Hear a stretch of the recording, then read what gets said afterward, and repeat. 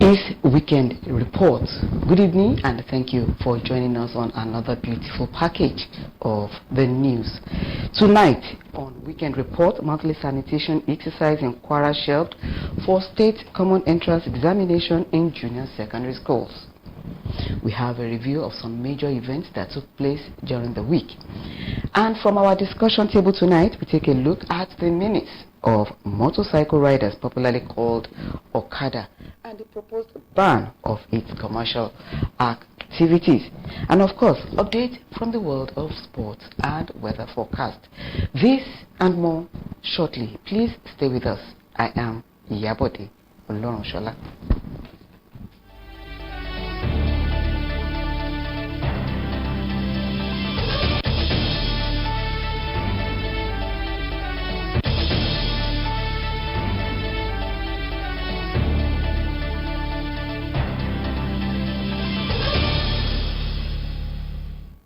The monthly sanitation exercise for the month of July could not hold due to placement examination for primary 6 pupils seeking admission into junior secondary schools in the 2022-2023 academic session in Kwara State.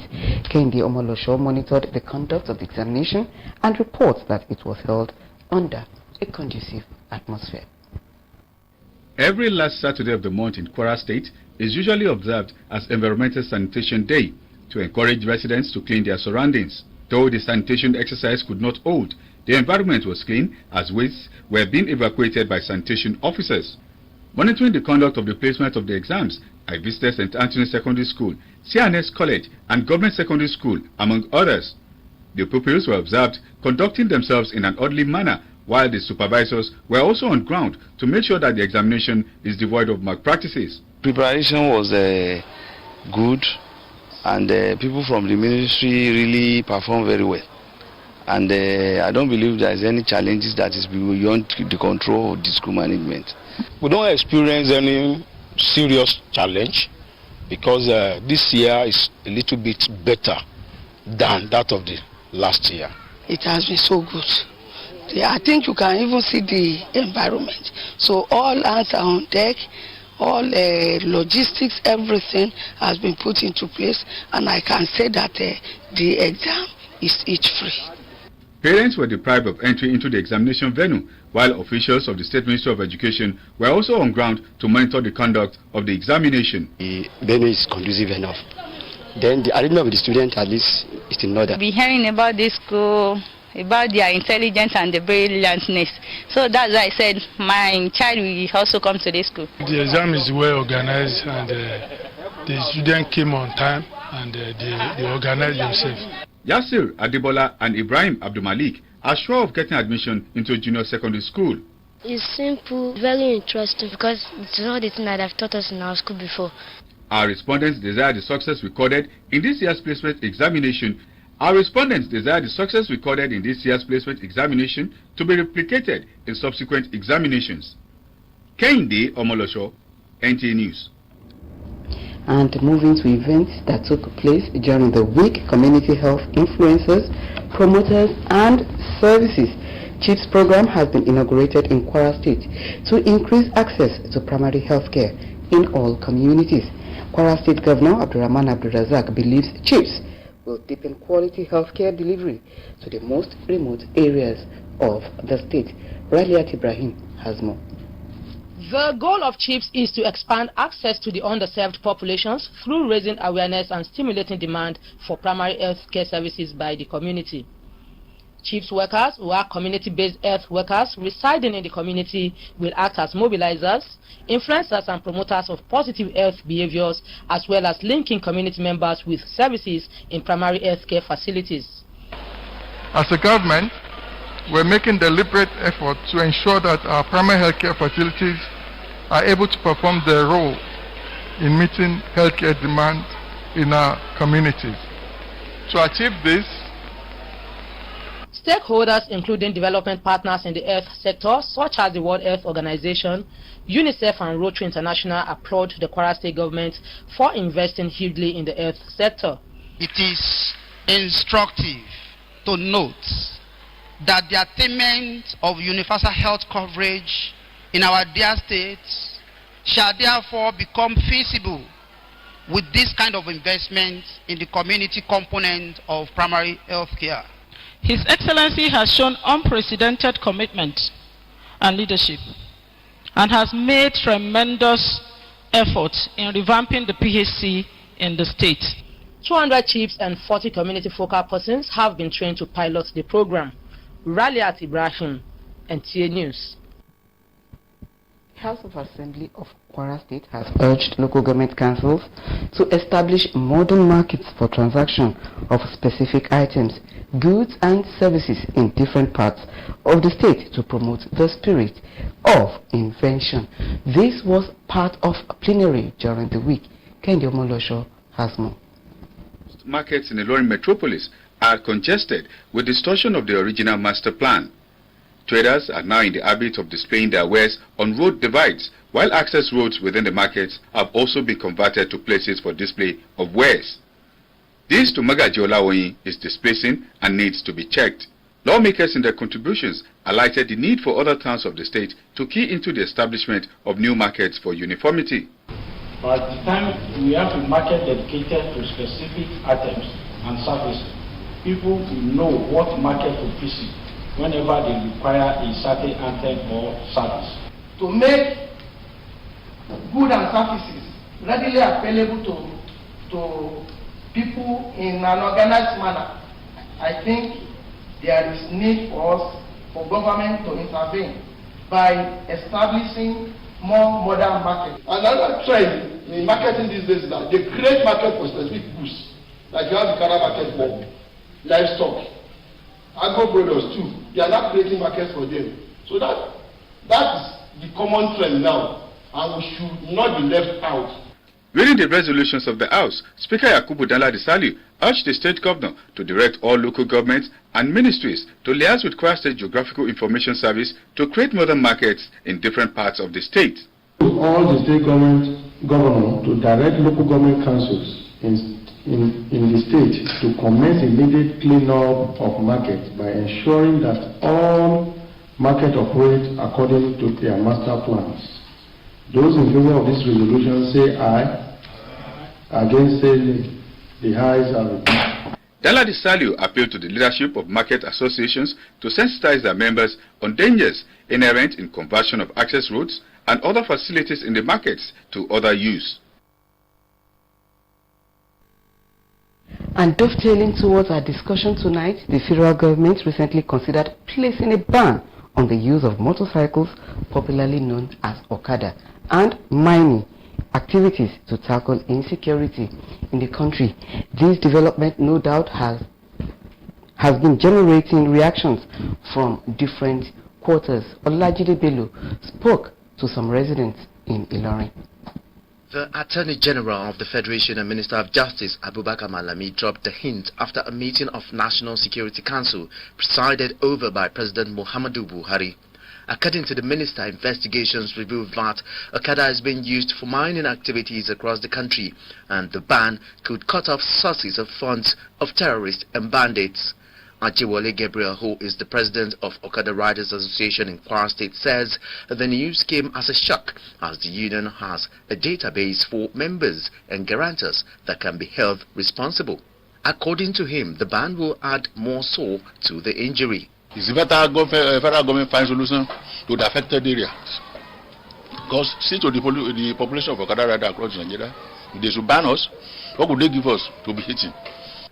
Olayinka Erubu, though, applauds the proposed ban, but says government have to provide an alternative for motorcycle operators who put food on their tables with the business. Federal government must find alternative means of this Okada ban rider so that can be able to have another way. But for that fact, federal government should be very cautious, because that can also lead to unemployment, which can also come back to insecurity. My quest to get information on the contributions of motorcycle operators to crime in Kwara State took me to the Kwara State Police Command. Even in our own area here too, we have had cause to arrest criminals using motorcycles. We have recovered guns, ammunition, weapons from riders. In Kwara State, there is even restriction for movement of motorcycle operators. Aside from crime that is perpetrated with Okada, it also has made the orthopedic department in most hospitals a beehive, as attested to by Sunday Udo, a medical practitioner. Out of the 10 trauma we have in a day, 6 of normally is caused by motorcycle crash, with either motorcycle or motorcycle with other major means of transportation. According to the federal government, motorcycles are used by the bandits for movement, while mining provides them the money to fund their arms supply. The ban, therefore, is to cut mobility and supplies to tackle insecurity. Olajide Bello, NTA News.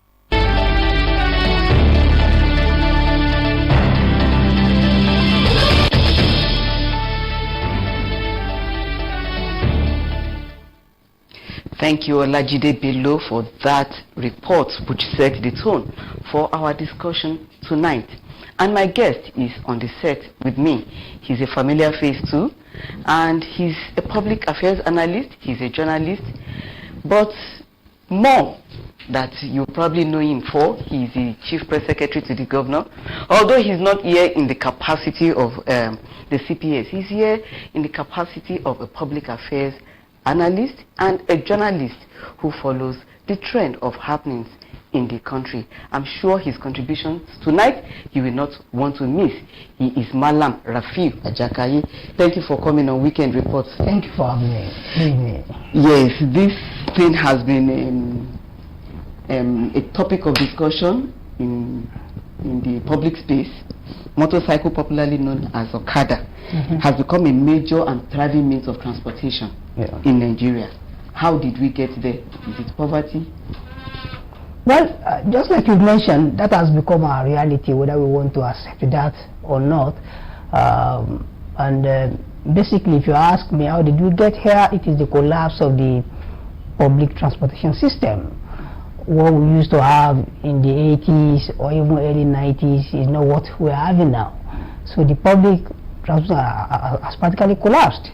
And then that led to people coming up with all sorts of systems to cope with the situation. And particularly so because of the fact that many people do not have jobs, or for one reason or the other they found themselves riding Okada, as we call it here in this part of the world. So yes, you can say poverty brought us here, the lack of jobs, the lack of enough opportunities, because I will imagine that an average person would not want to ride Okada if they have their way. There's this saying by the Yoruba that everybody wants to live like a king. It is when you do not have options, when you do not have enough choices, that you then settle for whatever that destiny has brought for you. Okay, so you see this as a positive development? Now, the transport system? Well, I'm not saying it that way, but one has to be realistic. There are dangers everywhere, because experts have said that it is not a safe means of transportation. But again, we then have to be realistic, that this is where we have found ourselves. The next option will have to be, how do we make it safer in the interim? Okay, before we get there, they have now become a constant, they have constituted a constant nuisance to the public in all parts of the state. In the north, you see terrorists making use of them, you know, and then even in this part, you see what happens. In fact, at a point in time, we had a ward in the general hospital for a motorcycle accident victims, you know. So what do you think to this? Well, again, it depends on how you are looking at it. I think it has to do with the way we do things generally as a country, as a people.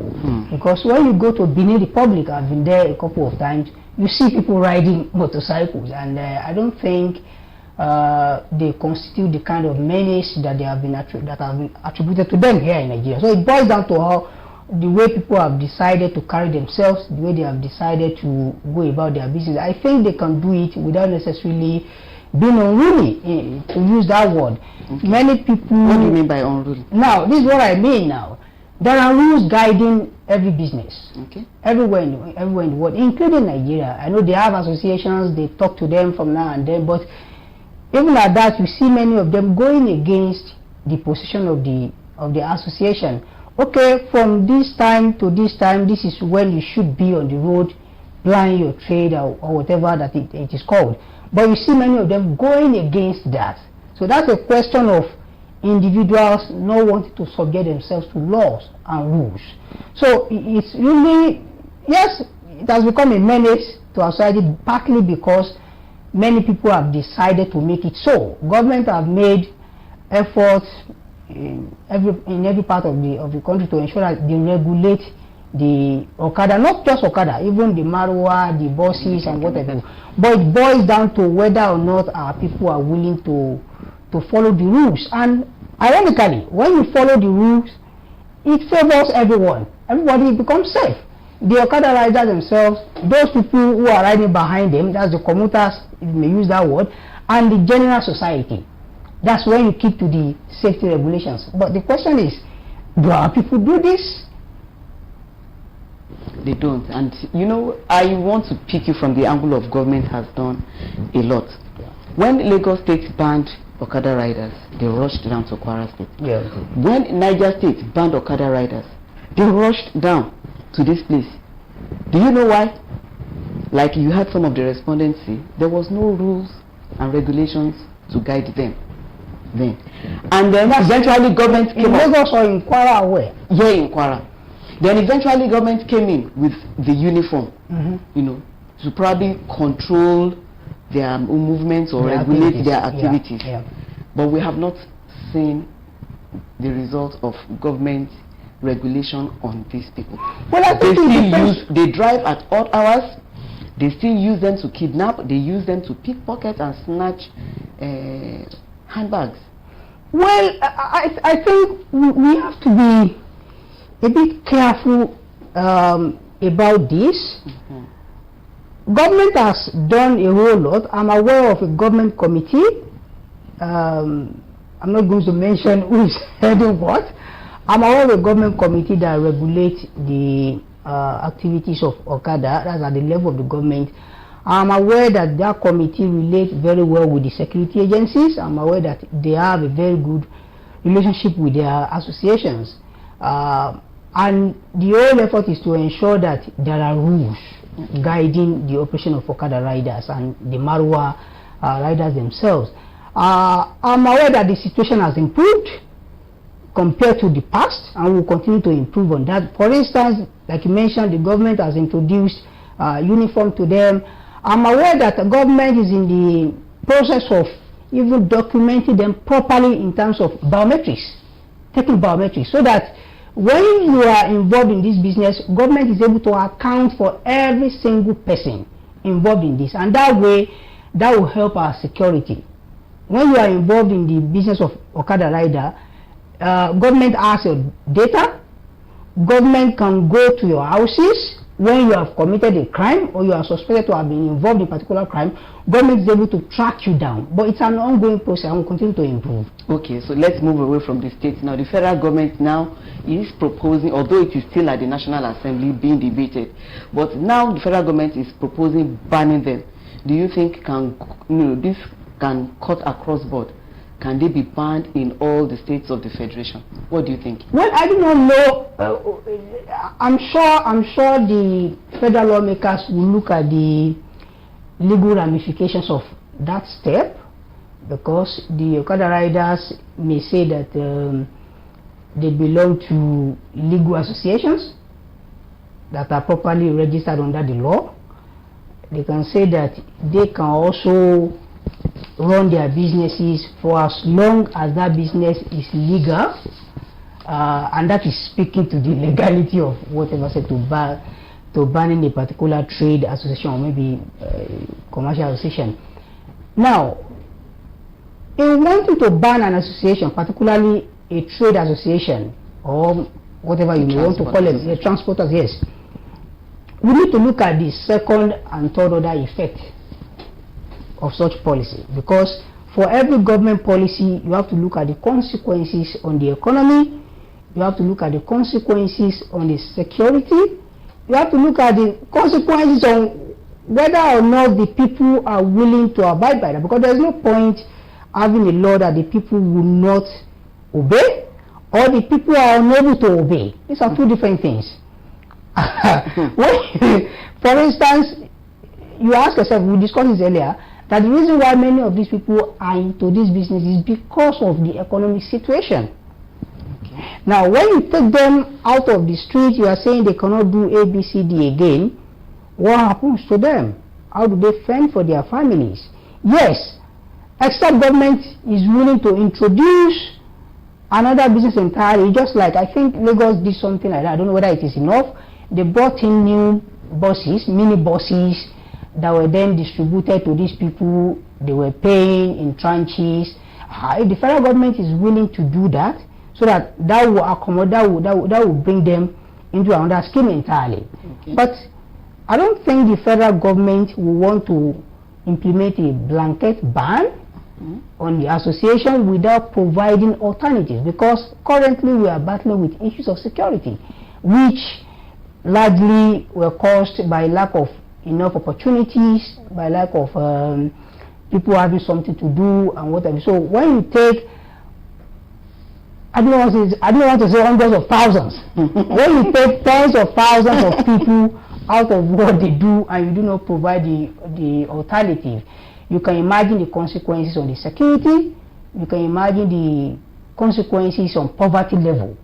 Okay, I thought we were going to talk about government not giving a blanket ban. Exactly. That's exactly. Because, for example, in Zamfara, yes. You see what is happening in Zamfara. That's exactly the point. In our FCT, you see, the Okada is used to perpetrate crime. That's exactly the point I am making. That I'm sure that the federal government is not going to implement a what would you suggest? I think they have to look at the issues holistically. Okay. How do you regulate their activities? Again, it boils down to how the regime of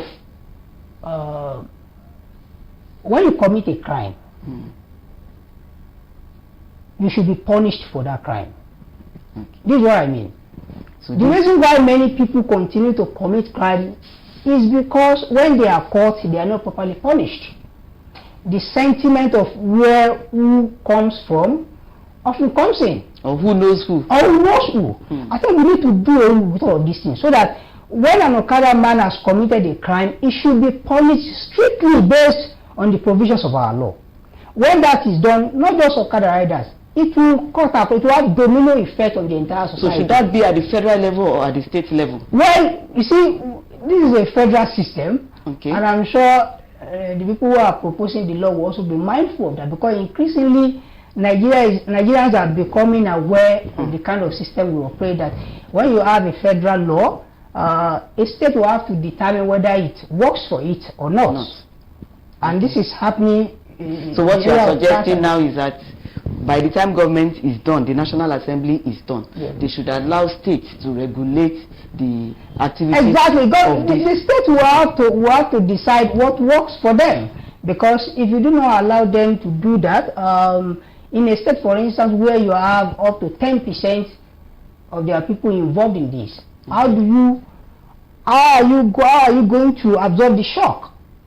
Well, there will be economic shock, and that economic shock may lead to further security crisis. If you are going to avoid further breakdown of law and order because you want to ban your Okada, you need to look at the consequences of taking people out of job, or what they consider to be their jobs. When you do that, there will be consequences. Government purpose for wanting to do this right now is because of the level of insecurity. Exactly. So are you not considering the insecurity level too? But I am. But I am also speaking to the same thing. Man must eat. Then people must not die at the expense I'm also speaking to the same thing. That in as much as all of us, not just the government, we have a responsibility to come together and provide immediate solution to this insecurity. But at the same time, in wanting to curb insecurity, I mentioned something about the second and third order effect. When you have a policy, you need to look at the consequences of that policy. If you want to curb insecurity by taking away tens of thousands of people out of what they consider to be their jobs, how would they survive? So you look at how do you manage it? You have to strike a balance. That's the point I'm making.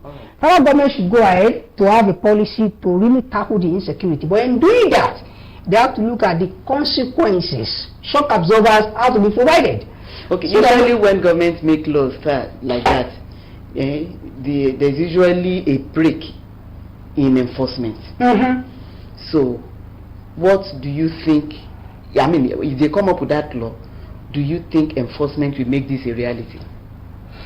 I have mentioned it before that yes, a lot will depend on our security agencies. Okay. They will have to be as strict as possible if you want to follow through with the policy, because when you do, like I said, when you make a law, you must go ahead to then implement that law. And the security agencies are critical in ensuring that you enforce the law. Okay. So when the security agencies are fully committed to that, we will achieve that. But in achieving, like I said, we have to provide the shock absorbers. Okay. Recently, a state, gathered thousands of motorcycles that they burnt. We have not seen the ripple effect of the enforcement, but I hope very soon we will see it.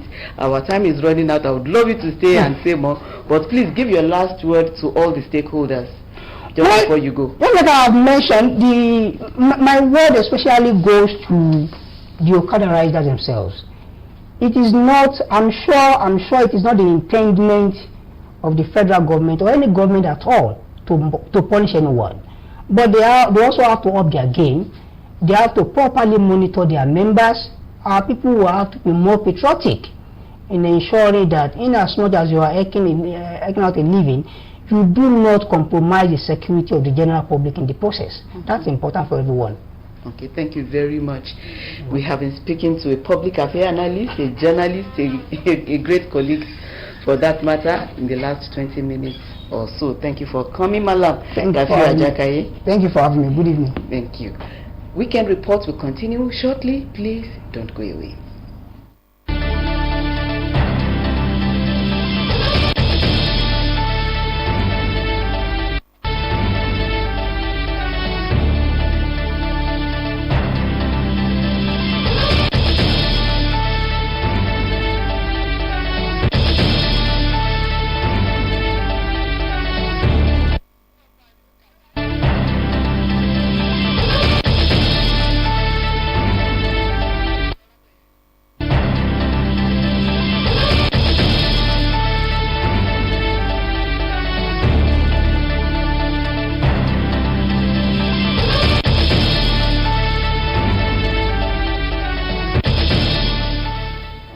Thank you for staying with us on the Nigerian Television Authority, ILORIN, and you are watching Weekend Report. Sporty Bit is next. After defeating Ghana and South Africa on Friday, the men team will slug it out with Cyprus in their third group game tonight, while the women team faces England in their final group game. The national coach of Nigeria Table Tennis Federation, Nasiru Bello, says his players are in high spirit and in top form ahead of the games. In boxing, Team Nigeria's Bolanle Shugbamu has crashed out of the Commonwealth Games as she lost 4-1 to England's Jodie Wilkinson in round 16 of the women light middleweight category. But it was a good news for Nigeria in the men's light middleweight as Abdulhafiz Osoba progressed into the next stage after defeating Kahid of the Bahamas. Meanwhile, Nigeria international Taiwo Awoniyi is hopeful of making his Premier League debut with Nottingham Forest next weekend. Steve Cooper's side had paid €70 million for Awoniyi, who scored a total of 20 goals in last season for Union Berlin, with the hope the Nigerian can help Forest stay up in the Premier League after a 23-year absence. Abdulhafiz Alaya, NTA News. Thank you, Abdulhafiz Alaya, for that sport tidbit. And that's our package on Weekend Report. We do thank you for being a part of it. Enjoy the rest of your weekend. I'm going to leave you with the weather forecast for tomorrow, Sunday. Good evening.